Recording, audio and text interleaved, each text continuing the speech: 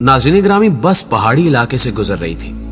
अचानक बिजली चमकी, बस के करीब आई और वापस चली गई। बस आगे बढ़ती रही। आध घंटे बाद बिजली दोबारा आई, बस के पिछले हिस्से की तरफ लपकी, लेकिन वापस चली गई। बस आगे बढ़ती रही। बिजली एक बार फिर आई और वो इस बार दाईं साइड पर हमला आवर हुई, लेकिन तीसरी बार भी वापस लौट गई। ड्राइवर समझदार था, उसने गाड़ी रोकी और ऊंची आवाज में बोला, भाइयों, बस में कोई गुनाहगार सवार है, ये बिजली उसे तलाश कर रही है। हमने अगर उसे न उतारा तो हम सब मारे जाएंगे।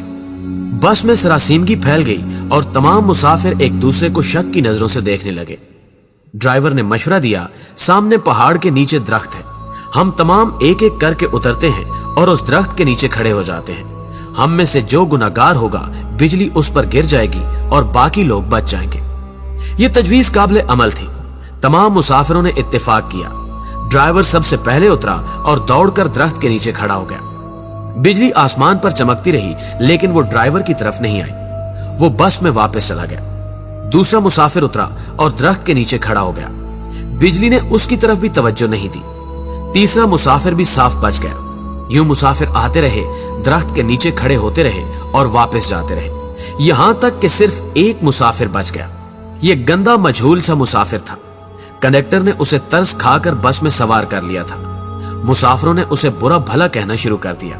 लोगों का कहना था कि हम तुम्हारी वजह से मौत के मुंह पर बैठे हैं, तुम फौरन बस से उतर जाओ। वो उससे उन गुनाहों की तफसील भी पूछ रहे थे जिनकी वजह से एक अजियतनाक मौत उसकी मुंतजिर थी। वो मुसाफिर उतरने के लिए तैयार नहीं था, लेकिन लोग उसे हर कीमत पर बस से उतारना चाहते थे। मुसाफिरों ने पहले उसे बुरा भला कहकर उतरने का हुक्म दिया, फिर उसे प्यार से समझाया और आखिर में घसीट कर उतारने लगे।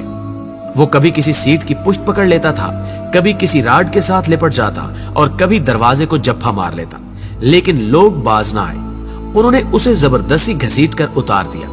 ड्राइवर ने बस चला दी। बस जो ही गुनाहगार से चंद मीटर आगे गई, धाड़ की आवाज आई, बिजली बस पर गिरी और तमाम मुसाफिर चंद लम्हों में जलकर भस्म हो गए। वो गुनहगार मुसाफिर 2 घंटों से मुसाफिरों की जान बचा रहा था।